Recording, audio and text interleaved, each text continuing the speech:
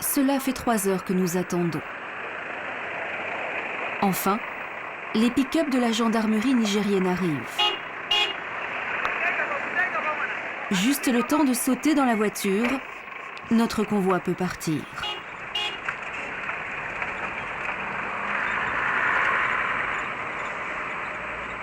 Nous sommes au Niger. Au bout de cette route, Arlit, la ville où Areva exploite les mines d'uranium.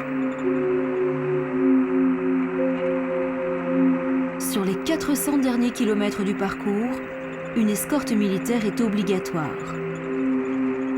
Interdiction absolue de filmer, nous travaillons en caméra cachée. Depuis mai 2007, des Touaregs ont pris le maquis. Ils attaquent parfois les convois. Le gouvernement nigérien interdit aux journalistes d'aller à Arlit. Si vous voulez aujourd'hui aller au Niger, au nord Niger, mais vous pouvez y aller. Mais nous, en tant qu'État, on ne peut pas vous accorder cela. Ça veut dire que si on vous prend sur le champ de bataille, c'est comme vous êtes identique à ces gens qui ont pris les armes. Ceux qui veulent mourir n'ont qu'à aller. À cause des rebelles, nous ne pouvons pas voir ce qui se passe dans les mines, les conditions d'exploitation, la pollution. Ce voyage, entre la capitale Niamey et Arlit, est notre 3e tentative. À 200 km du but, nouveau contrôle à l'entrée de la ville d'Agadez, tout le monde descend. Nous nous sommes fait passer pour les membres d'une organisation humanitaire. Tous nos papiers sont en règle. La police les examine, refuse nos autorisations, saisit nos passeports, nous oblige à faire demi-tour. Nous n'arriverons pas jusqu'à Arlit. Notre couverture nous a servi à une seule chose, éviter la prison.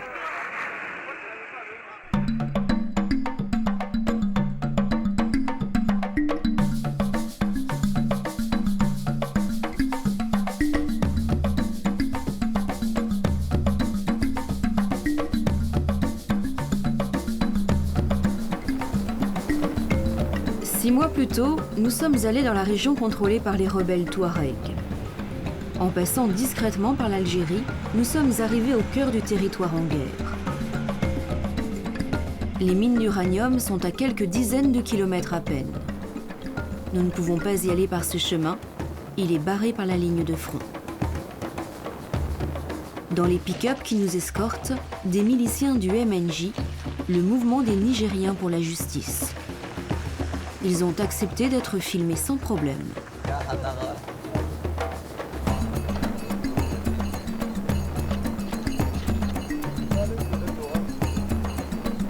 Nous entrons dans la zone des champs de bataille. Pourquoi ces hommes se sont révoltés? Pourquoi font-ils des embuscades, prennent des otages, menacent les mines? Dès que les voitures s'arrêtent, ils se jettent sur leur radio à l'affût des stations francophones. Les enfants sont 3 enfants. Du Tchad vers la France, décision à l'instant bon. Plus d'instructions, Tchadien sur place, Adjamina. Et qui arrive soit en téléphone, à savoir l'implication des populations autochtones dans la gestion et justement de ces revenus miniers. Nous passons notre première nuit avec eux. Parce que les populations de cette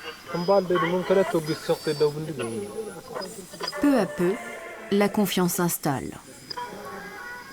Si les journaux privés ils parlent de nous, des choses, et le lendemain, il y a les propriétaires des journaux et ils se trouvent dans les prisons. Donc c'est comme je t'ai dit tout à l'heure, on n'est pas une liberté de presse chez nous, ici. Et il n'y a aucune, donc c'est interdit même donc, sur les journaux privés, ils vont parler des MNJ ou bien des problèmes qui se passent au nord du Niger. Nous comprenons que faire parler d'eux grâce à des coups d'éclat, c'est un moyen d'exister politiquement. Et faire peser une menace sur Areva et l'approvisionnement de la France en uranium entre dans la même logique.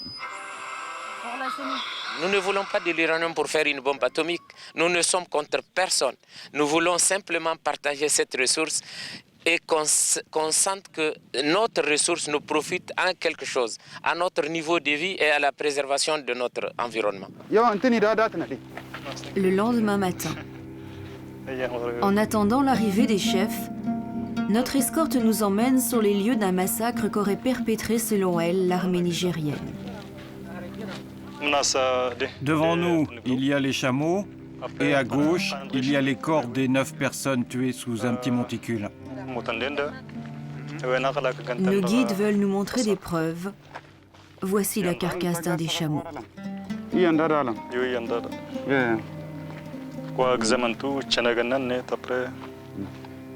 D'accord. Ça, c'est les premiers chameaux. Le bien le plus précieux des Touaregs.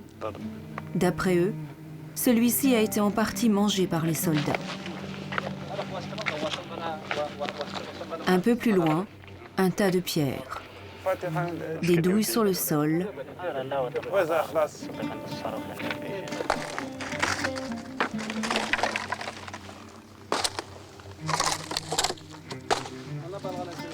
Sous les cailloux, quelques restes humains.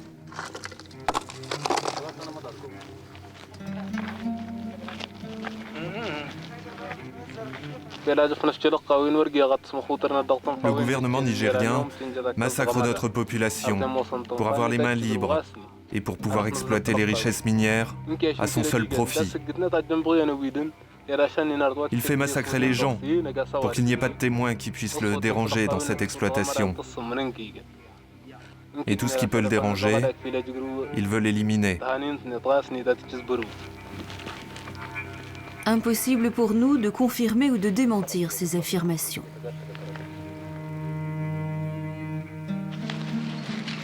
Alors que nous retournons au camp, nous assistons à l'arrivée des chefs de retour de mission. Ce sont les hommes les plus redoutés et recherchés du pays.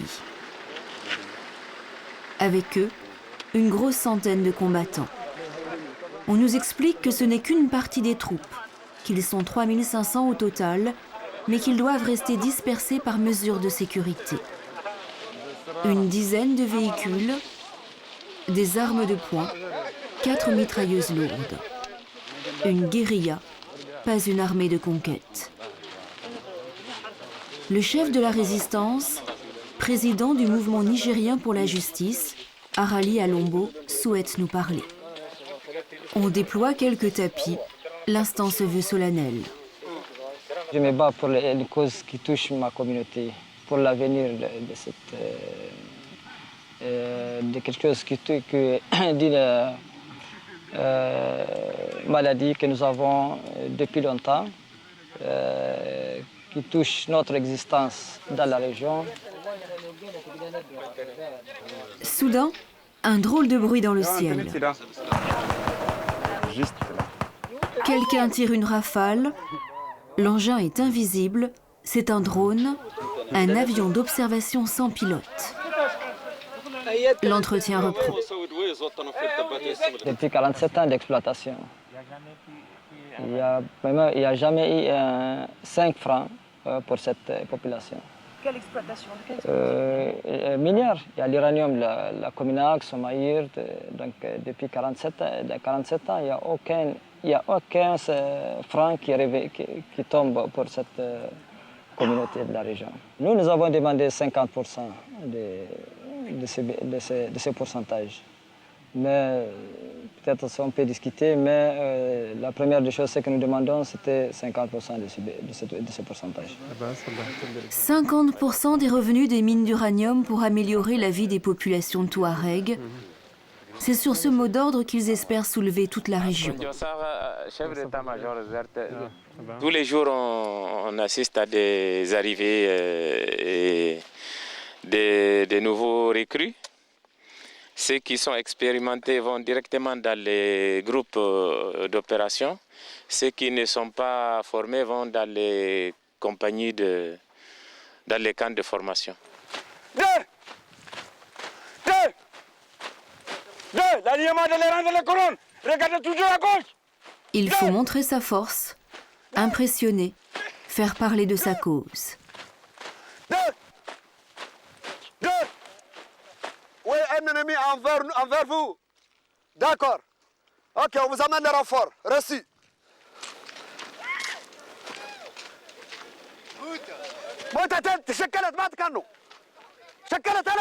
La démonstration a lieu à 45 km des mines d'uranium.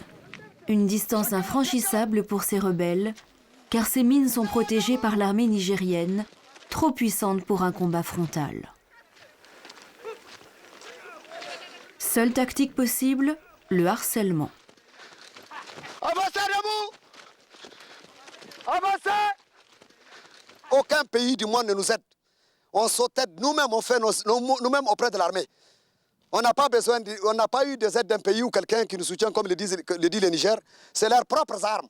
Et ils vont les voir, les voilà. Le véhicule là, il vient du Niger. Il ne vient pas de la Libye, ni de l'Algérie, ni de la France. Cette arme-là, elle a été saisie à Tazerzeit, au moment de l'attaque de Tazerzeit. C'est là où on avait pris avec les militaires. C'était 5 véhicules. C'est celui-là, les autres sont en mission. Ça veut dire que toutes vos munitions, toutes vos armes, vous les saisissez sur le terrain? Sur le terrain avec l'armée nigérienne. Auprès de l'armée nigérienne, dans ces missions, dans ces postes avancés, nous les attaquons, nous prenons leurs armes, nous faisons des prisonniers, nous faisons des morts. Des prisonniers, il y en avait une trentaine ce jour-là. Pas de grillage ni de mur, impossible de s'enfuir à pied dans la montagne.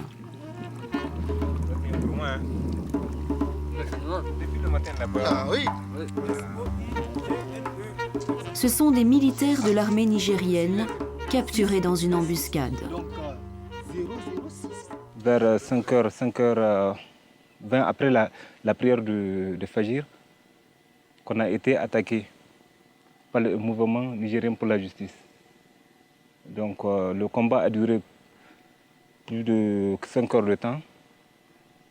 Par après, l'ennemi était plus fort que prévu. Donc on est obligé, comme on a perdu assez d'éléments, on est obligé de se rendre. Depuis notre passage, ces prisonniers ont été libérés. Mais les rebelles Touaregs en ont pris et libéré d'autres. Ils ont même enlevé pendant 48 heures des ingénieurs d'Areva. Jusqu'où les rebelles Touaregs du MNJ sont-ils prêts à aller? Il n'y a pas de bonne guerre, il n'y a pas de belle guerre et les sociétés minières, les partenaires, tous les partenaires qui sont intéressés par l'uranium vont faire les frais de cette situation de guerre.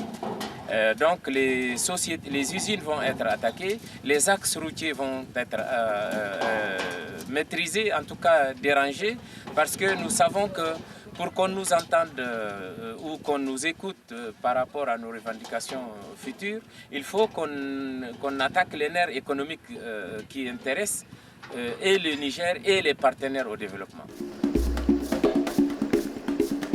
Notre séjour s'achève au milieu de ces menaces. Notre premier contact avec la bataille de l'uranium commence par le défi de ces hommes. Et la réaction du gouvernement nigérien est prévisible. On ne négocie pas, on ne discute pas l'arme à la tempe. Nous ne sommes pas dans une rébellion. Au Niger, c'est des bandits, c'est des individus comme vous et moi qui ont dit non à la loi, qui ont pris des armes contre la République. C'est une insurrection très mal inspirée que rien au préalable ne saurait justifier.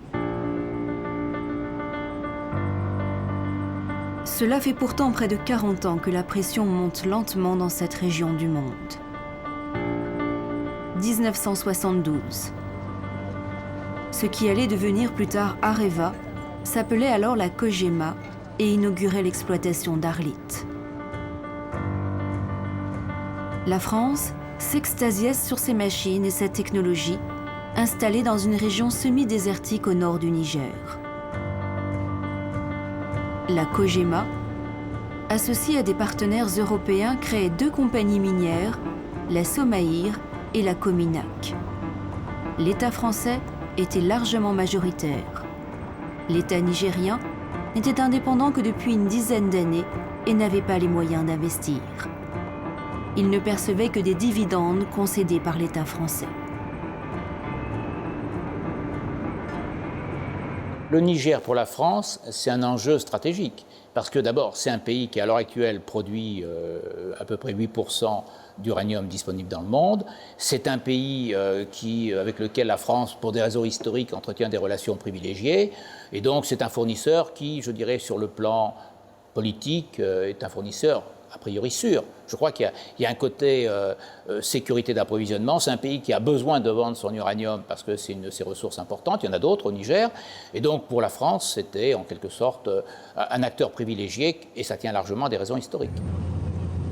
À l'époque, le pétrole était bon marché et le nucléaire faisait peur.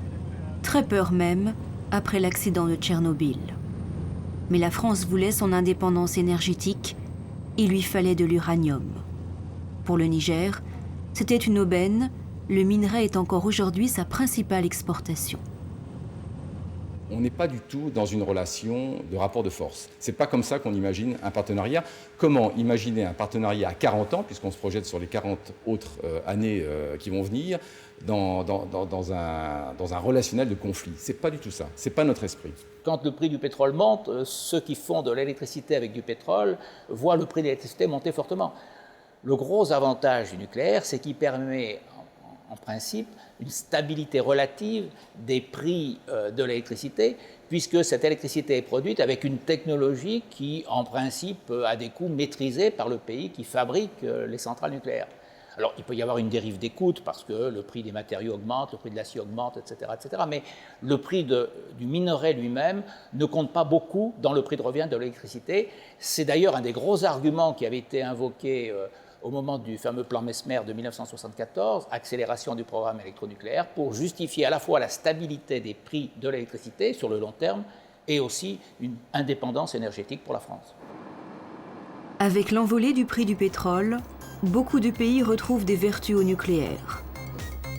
Areva, numéro 1 mondial, est désormais montrée en exemple. Elle vend sa technologie à de nouvelles puissances comme la Chine et l'Inde. Et ces pays cherchent à leur tour de l'uranium pour alimenter leurs centrales. Le Niger a de nouveaux clients. Tout le monde gagne au développement du nucléaire. Le Niger a intérêt évidemment à diversifier ses exportations pour des raisons de sécurité et puis faire jouer un petit peu, je dirais, les lois du marché lorsque la demande est forte. En même temps, le Niger sait qu'Areva, c'est un leader mondial dans le domaine du cycle du combustible, qu'Areva paie rubis sur l'ongle. Donc, je dirais, c'est une politique où il faut être prudent quand même. On ne peut pas se passer, je dirais, le Niger ne peut pas se passer totalement d'Areva, et du moins à court terme, mais je dirais que à court terme, la France et Areva ne peuvent pas vraiment se passer du Niger. C'est dans ce cas-là qu'on trouve toujours un bon compromis. Et ce compromis a été vite trouvé. Quels que soient leurs ressentiments respectifs, ni le Niger ni Areva ne peuvent se permettre de devenir des ennemis. Nous avons vu, après un bref constat historique, qu'on est exploité, que nos ressources sont mal gérées, qu'il y a quelque part anguille sous roche et il faut apporter un rééquilibrage. C'est cela qui a été fait. Et nous l'avons dit hautement à Areva. Une mission s'est déplacée. Elle a rencontré le gouvernement, je me rappelle, le 1er mars 2007. Et nous leur avons dit tout ce que nous pensons.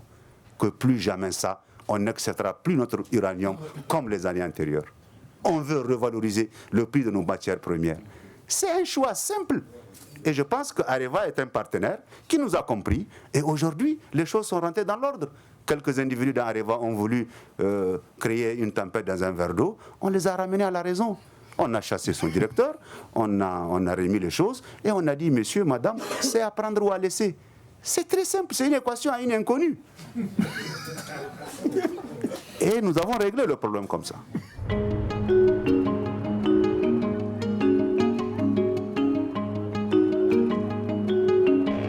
Niamey, la capitale du Niger. Sur les 13 millions de Nigériens, 800 000 vivent dans cette ville typiquement africaine. C'est dans ce désordre coloré que se décide peut-être l'avenir de l'énergie nucléaire française. Ici, le revenu moyen par habitant est de 300 € par an, l'un des plus faibles du monde. Alors personne ne conteste l'augmentation du prix du minerai d'uranium imposé à Areva. Ça fait 40 ans que l'uranium est exploité au Niger. Et pendant 40 ans, c'est Areva qui a tiré le maximum du profit. puisqu'on a extrait au Niger 100 000 tonnes d'uranium. Et sur les 100 000 tonnes d'uranium extraites, le Niger n'a bénéficié que de 3 000 tonnes. L'augmentation du prix de l'uranium fait donc du bien au Niger. Mais à qui précisément? Jusqu'à présent, toutes les décisions concernant la répartition des richesses du pays ont été prises ici, dans le sud, mais pas au bénéfice des Touaregs du nord, là où pourtant se trouvent les mines. Maintenant, les populations locales, elles-mêmes, elles n'ont pratiquement rien gagné. Disons, elles ont gagné quelque chose. Elles ont gagné de la poussière, elles ont gagné la radioactivité, il y a eu plus de pollution, plus d'atteintes à l'environnement, donc notamment le pâturage, etc. Tout ça. La faune a été beaucoup dégradée, c'est ça que les populations ont eu. Donc il y a eu plus de pauvreté pour la population, plus de ressources pour Areva, un peu pour l'État du Niger, il n'y a rien eu pour les communautés, en tout cas pas grand-chose. Pour poursuivre notre enquête, il est évident qu'il faut aller voir comment sont exploitées ces mines. Mais officiellement, à cause de la rébellion des Touaregs, le gouvernement en interdit l'accès. C'est devenu tellement sensible. On veut empêcher coûte que coûte aux gens de rendre compte de la réalité à travers des images. Et ça, c'est grave. Hein? C'est très grave. Pour moi, c'est très, très grave. Malheureusement, les tournages sont très difficiles là-bas, hein? Ça c'est sûr, quoi. Évidemment, c'est lié aussi aux enjeux. Hein? Une bonne information peut ruiner tout ce qu'ils sont en train de faire. Et malheureusement, ce qu'ils sont en train de faire, c'est du mensonge, c'est de l'arnaque, c'est le déni des droits des populations, etc. Donc les gens ne veulent pas que ça soit vu. Et maintenant, nous, on ne se décourage pas. On se bat, on utilise toutes sortes de stratagèmes pour trouver au moins un minimum dont qu'on va rendre public pour que les gens soient au courant. Quand on cherche à voir Arlit avec des photos satellites, on obtient une tache un peu plus sombre que le sable à l'orée du désert, où les rues à angle droit font un quadrillage. Des images et des témoignages récents, nous avons fini par en trouver au cours de notre enquête. Ils sont rares, les voici. Quand on arrive de la capitale Niamey au sud, on entre par cette route barrée par une chaîne. Avant l'arrivée d'Areva, Arlit était un simple point d'eau à la sortie du désert. Aujourd'hui, il y a des magasins, des cafés, des garagistes, des écoles et des services. 80 000 habitants et une seule ressource, l'uranium.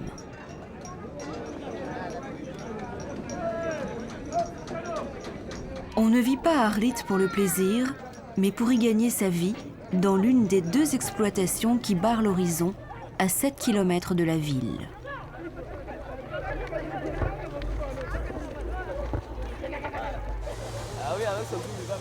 Le bus de 7 h du matin. On travaille ici sous le régime des 3-8. Les mines ne s'arrêtent jamais. Elles n'emploient seulement que 4000 personnes, mais toute la ville dépend de ces 4000 emplois. À la Cominac, on creuse le minerai dans des galeries. 250 mètres de profondeur, 250 km de long. Une des plus grandes mines d'uranium sous terre du monde. 2000 tonnes de minerai par an.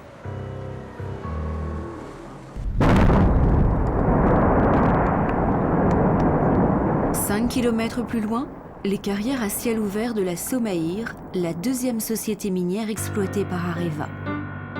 1300 tonnes par an arrachées à coups d'explosifs, 1 km de long, 70 mètres de profondeur. Officiellement, l'endroit n'est pas secret. Areva promet même d'ouvrir ses portes à celui qui le lui demande, mais se retranche derrière l'interdiction imposée par le Niger. C'est aujourd'hui l'un des endroits les plus inaccessibles du monde, sauf si on est employé par Areva ou si on a un permis spécial.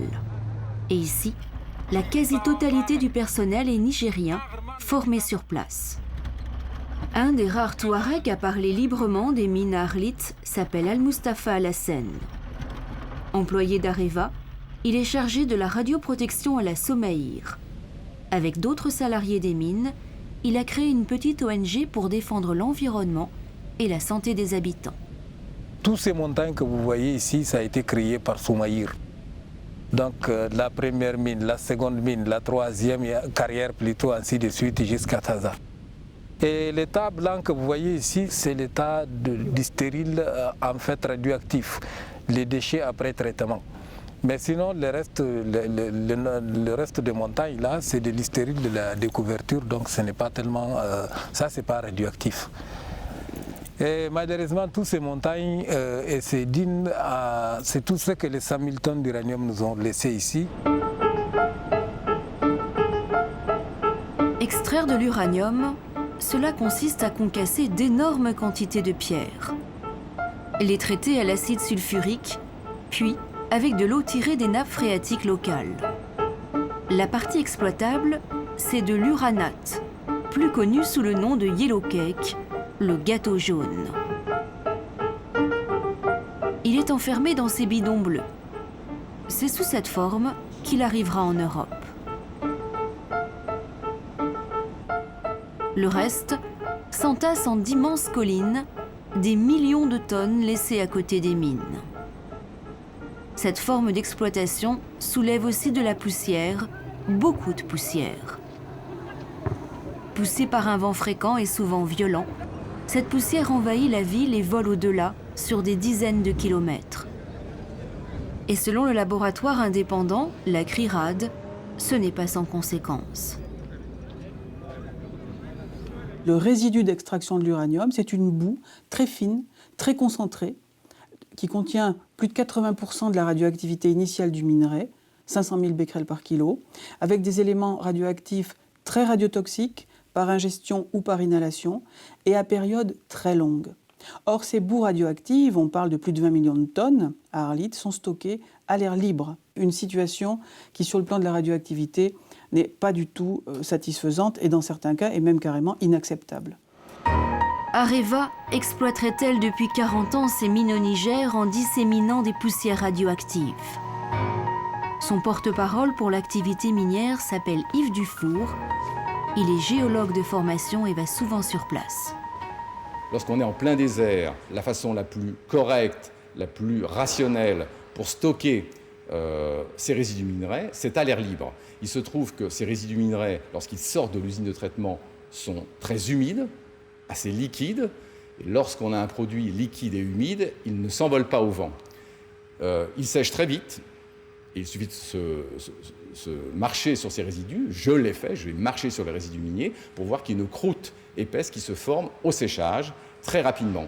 Ce qui fait que les poussières radioactives ne partent pas de ces tas de résidus. Alors, il ne suffit pas de le dire, il suffit de le vérifier. Alors, on l'a vérifié, nous. Le Niger le vérifie, et on l'a fait vérifier tout récemment par l'IRSN, l'Institut de radioprotection et de sûreté nucléaire, qui est un organisme indépendant, un très gros organisme scientifique dont la réputation internationale n'est plus à démontrer, et qui a montré que ces mesures d'environnement respectaient les standards internationaux. Lorsqu'on lit ce rapport, on constate que les choses sont beaucoup plus nuancées que l'affirme Areva.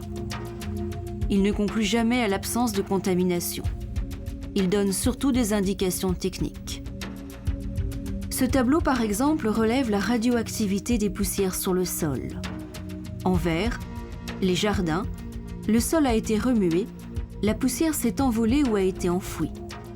En rouge, les endroits où elle se dépose, poussés par le vent. La radioactivité y est 20 fois plus élevée. Il n'y a pas que l'air qui est contaminé à Arlit. Tout le matériel utilisé dans les mines est récupéré. Le plus souvent, il a été volé par les habitants pour être recyclé. Les véhicules irradiés à force de manipuler du minerai, les roues, les câbles, les tuyaux, les ferrailles de toutes sortes. En 40 ans d'exploitation, beaucoup de métal s'est disséminé en ville. Il sert à tout, réparer des meubles ou des voitures, faire les charpentes des nouvelles maisons.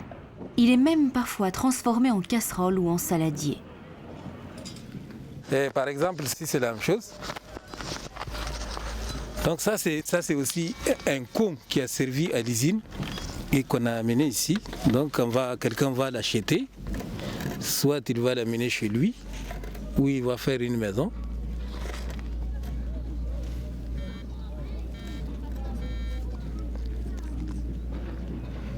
Ou il va le mettre dans sa maison et comme ça il aura l'occasion de contaminer ses enfants. Rien du tout. Et ainsi de suite. 71. Ça fait combien? 71 chocs toutes les 30 secondes. La norme c'est 20. Il y a quelques mois, la CRIRAD a recueilli des échantillons en provenance de ces tuyaux contaminés. Et lorsqu'on va approcher progressivement cet objet, on voit que déjà, même à quelques dizaines de centimètres, on sent le champ de radiation qu'il émet. Et au plus près, au contact, on atteint des niveaux qui sont de l'ordre de 10 fois supérieurs au niveau normal. Et pourtant, on n'a que quelques dizaines de grammes. Donc vous imaginez que lorsqu'il s'agit de l'ensemble de la tuyauterie contaminée, le champ de radiation est encore plus important. Et ce qui est tout à fait anormal, c'est que les personnes qui vont utiliser ces ferrailles vont recevoir à la fois ce rayonnement gamma invisible mais très puissant qui peut créer des lésions cellulaires et induire des cancers, et qu'en plus, ils peuvent, en fonction de ce qu'ils vont faire du tuyau, s'ils le meulent, s'ils le soudent, respirer des poussières radioactives, voire même en ingérer si par exemple le tuyau est utilisé pour de l'arrosage. Aujourd'hui, Areva empêche les vols de matériel usagé. Mais personne ne connaît la quantité de métal radioactif concentré dans les maisons d'Arlit.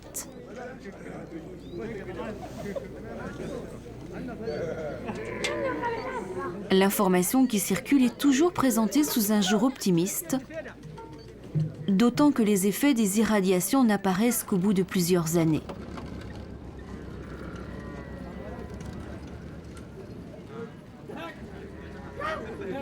L'immense majorité de la population d'Arlit n'a pas conscience de ce qui la menace.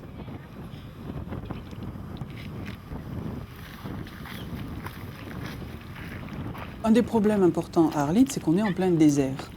Or, pour fournir de l'eau à la population, mais aussi pour le fonctionnement des usines, les filiales d'Areva utilisent de l'eau d'une nappe fossile, c'est-à-dire qui n'est pas renouvelable. À peu près 40% de cette eau est utilisée d'ailleurs pour la production de l'uranium. Ces activités industrielles vont entraîner un accroissement de la contamination en uranium de ces eaux. Et d'ailleurs, les mesures que nous avons faites nous-mêmes, plus les résultats transmis par d'autres laboratoires, montrent que certains des puits ont une contamination en uranium et en radium qui conduit à la fin de l'année à des doses supérieures aux critères de l'Organisation mondiale de la santé. C'est pourquoi nous avons demandé à ce qu'Areva prenne des mesures concrètes pour protéger les nappes phréatiques contre cette radioactivité. Et ce qui est choquant, c'est qu'au lieu de reconnaître cette situation, Areva continue dans ses documents officiels, y compris à 2008, à prétendre que les contrôles chimiques, bactériologiques et radiologiques qu'effectue Areva ne montreraient aucune contamination, ce qui est faux. Les chiffres de l'IRSN confirment la contamination de l'eau. Sur un des puits testés, elle est même du double de celle qui a été constatée lors de la fuite à Tricastin au sud de la France. Mais cette radioactivité, quelle pathologie déclenche-t-elle exactement ? C'est la question que nous avons posée à l'association Médecins du Monde. Elle conduisait la dernière mission médicale qui a eu l'autorisation d'aller à Arlit il y a quelques mois.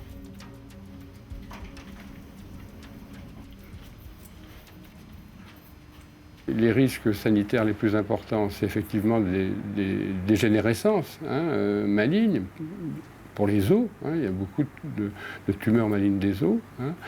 Il y a la destruction du rein, progressive du rein. Et ce n'est pas un cancer, mais ça ne vaut pas guère mieux, puisque vous êtes condamné après à avoir des dialyses rénales 2 à 3 fois par semaine toute votre vie. Et puis, il y a effectivement aussi, a été décrit, des fibroses pulmonaires, cancérigènes, et des atteintes aussi à la périphérie de ces organes-là du système lymphatique, des ganglions. Nous avons créé au Niger 2 hôpitaux. Un hôpital minier pour la mine de Somaïr, un hôpital minier pour la mine de Cominac. Lorsqu'on a créé ces mines il y a 40 ans, on s'est basé, on s'est fondé sur le statut du mineur français, qui était le statut le plus évolutif en matière sociale dans le monde. Donc voilà pourquoi on a créé des infrastructures sanitaires pour soigner nos mineurs. L'objectif, c'était de soigner nos mineurs, prendre soin de la santé de nos mineurs en plein désert. Autour de la ville minière qui s'est créée à Arlit, ville minière où résident nos collaborateurs, nos mineurs, sont venus s'installer des populations qui ont souhaité se sédentariser. La ville minière qui faisait 20 000 personnes à l'origine est devenue une grande ville de 80 000 personnes. Ces populations n'avaient pas d'infrastructure sanitaire. Et le temps passant, bien sûr, elles sont venues demander à nos hôpitaux de pouvoir bénéficier des soins dont bénéficiaient nos collaborateurs et leurs familles. Ce que nous avons accepté. Aujourd'hui, les 2 hôpitaux de Somaïr-Cominac soignent toutes les populations d'Arlit et les soignent gratuitement. Ces 2 hôpitaux ont la réputation d'être les mieux équipés de tout le Niger.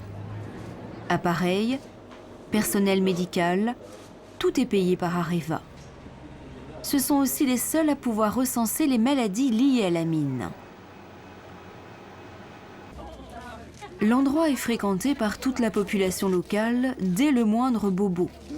Mais pour les cas plus sérieux, les hôpitaux d'Arlit se sont-ils donné les moyens techniques de dépister et de traiter les maladies que provoque une contamination par radioactivité? Globalement, l'offre de soins n'est pas de niveau à pouvoir prendre en charge ce type de malade. Vous le savez, pour suivre, traiter des malades cancéreux, il faut des plateaux techniques très lourds. Et ça, c'est peut-être pas tellement la question du médicament, encore que, ça doit se poser, mais je pense que c'est surtout la capacité diagnostic, suivi, vous voyez, et mise en branle de toutes les thérapeutiques qui vont des antimitotiques au traitement par les rayons et peut-être par encore d'autres choses. Donc, non, ça c'est clair que ça ne peut pas se passer là. Il y a quelques mois, une mission du juriste est venue à Arlit évaluer les compétences et l'indépendance du dépistage médical. Les médecins sont des médecins tout à fait compétents. Il n'en reste pas moins que ce ne sont pas des spécialistes en matière de radioactivité et que bien souvent, ils sont peut-être passés à côté de problèmes sanitaires liés avec la radioactivité qu'ils n'ont pas pu ou su détecter. Par ailleurs, il nous est apparu quand même que ces médecins, étant des salariés de l'entreprise, les diagnostics qui pouvaient être posés n'étaient pas toujours forcément peut-être ceux qu'un médecin indépendant aurait posés, car nous avons remarqué que tout au long de l'activité de ces médecins et de ceux qui ont pu exercer sur place, quasiment pas de maladie professionnelle n'a été déclarée. En réalité, 2 cas de maladies professionnelles ont été reconnus en près de 40 ans d'exploitation des mines. Si cela reflétait la réalité, Arlit serait un paradis pour la santé publique. Si c'est inexact, cela veut peut-être dire qu'il y a beaucoup de cas de contamination non identifiés. Combien ? Impossible à estimer. Et cette question du nombre de malades qui s'ignorent pourrait prendre une importance considérable dans les années à venir. S'il y a des contaminations et qu'elles sont avérées résultantes d'une contamination radioactive, là pour le coup, ça va coûter cher à Areva si elle devait indemniser ces personnes de ce fait. Si des cas de maladie étaient identifiés, ce qu'on a proposé, c'est que ce soit le système français d'indemnisation qui soit la référence dans ces pays où des systèmes d'indemnisation sociale et sanitaire n'existent pas. Mais est-ce que ça veut dire qu'Areva est prêt à payer ? nous avons dit que nous aiderions les caisses à appliquer le système français. Comment on le fait pour nous? Pour qu'on ait... La question que vous posez semble dire que tout le monde est malade de l'uranium au Niger. C'est faux. C'est faux. Aujourd'hui, ni vous ni moi ne pouvons dire ça. Laissons faire les médecins, laissons faire les médecins. Pour obtenir des indemnités, le Niger peut-il se permettre un bras de fer avec Areva? Le minerai d'uranium, c'est près de la moitié des exportations du pays et un seul client capable de l'extraire pour l'instant, Areva. L'attaquer, c'est prendre le risque de le faire fuir. C'est aussi faire peur aux autres sociétés étrangères qui veulent s'implanter ici.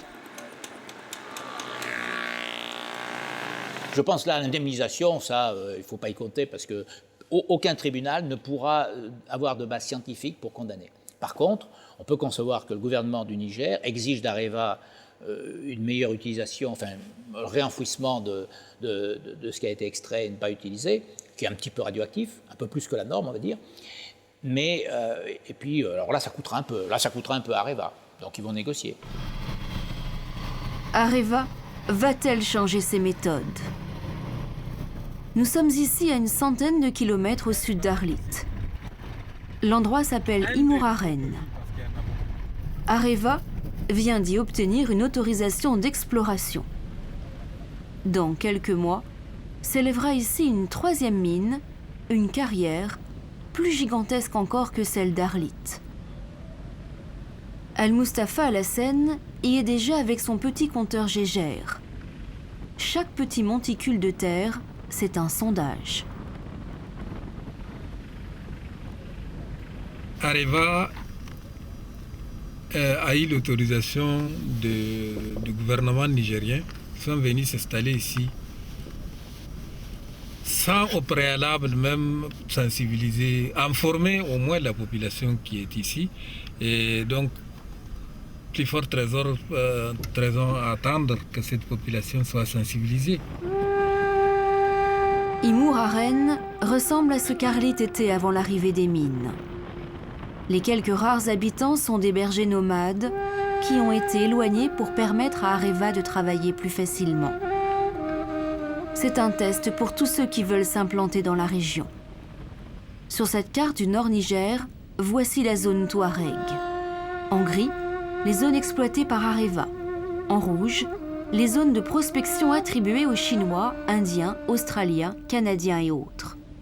Près d'une trentaine de permis délivrés par le gouvernement nigérien. En blanc, ce qui reste à attribuer. C'est la moitié du pays Touareg, presque toute la zone nomade, qui est proposée aux compagnies minières. Depuis ses refuges de la montagne de l'Aïr, Arali Alombo, le chef de la rébellion, regarde avec une colère froide la bataille commerciale qui se joue sans lui sur ses terres.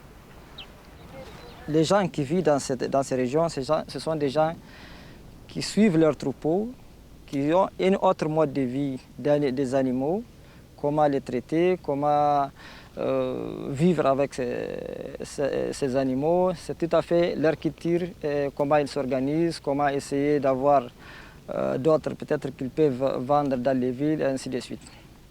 Donc, et ça, c'est notre culture, ce nomadisme dans ces régions. Et maintenant, si le gouvernement autorise des permis d'exploitation dans cette région, d'installer des sociétés, de nouveaux matériels, des camions, donc ces gens, cette population, elle est obligée d'abandonner la région. C'est là qu'ils trouvent des problèmes. Ces gens n'ont pas l'habitude de payer de l'eau, ils n'ont pas l'habitude de payer des bois, ils n'ont pas l'habitude de payer de l'électricité. Ici, dans les villes, tout est payant. Et il faut avoir un travail d'abord. Et si les gens n'ont pas de travail, il faut qu'ils demandent la charité devant tout le monde. Et ça touche la crédibilité de notre culture aussi. Le pays Touareg, ce n'est pas que du désert. Dans la montagne de l'Aïr, l'environnement sauvage est classé par l'UNESCO comme patrimoine de l'humanité. Juste au-dessus des plaines désertiques où sont les mines d'uranium, il y a des vergers. Sous les barkas, agriculteurs touaregs est très fier d'entretenir un de ces petits miracles de la nature. Traditionnellement ici, on cultive des oignons, des dattes, des citrons et des oranges que les caravanes vont vendre en ville à des centaines de kilomètres. Regardez ces fruits, comme ils sont beaux. Ils sont naturels, ils ne sont pas pollués. Ils ont des feuilles brillantes et de qualité, c'est joli, c'est vert. Et quand on les emmène au marché, on est fiers. Suivez-moi, venez voir. J'ai de plus en plus d'arbres malades. Regardez ce palmier dattier. C'était un de mes plus beaux arbres. Et vous voyez, les branches sont devenues toutes petites. Je ne sais pas ce que c'est. Je crois que ça vient des mines d'uranium. Quand le vent est très violent, la poussière arrive jusqu'ici. Et voilà le résultat.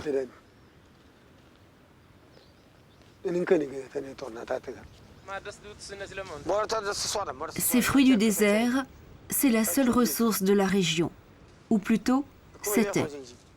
Car aujourd'hui, les rebelles contrôlent la zone. Les routes sont coupées. Quand seront-elles rouvertes? Et même, le seront-elles un jour? Cette bataille de l'uranium, les Touaregs ne peuvent pas se permettre de la perdre. C'est de cela dont ils discutent dans leur conseil de village. Comment obtenir un partage des richesses de l'uranium et défendre leur territoire sans passer pour des extrémistes? Le gouvernement nigérien, lui, reste muet. Il ne faut pas faire peur aux compagnies minières qui s'installent. Et Areva voudrait pouvoir bénéficier de ces 40 années d'investissement en paix.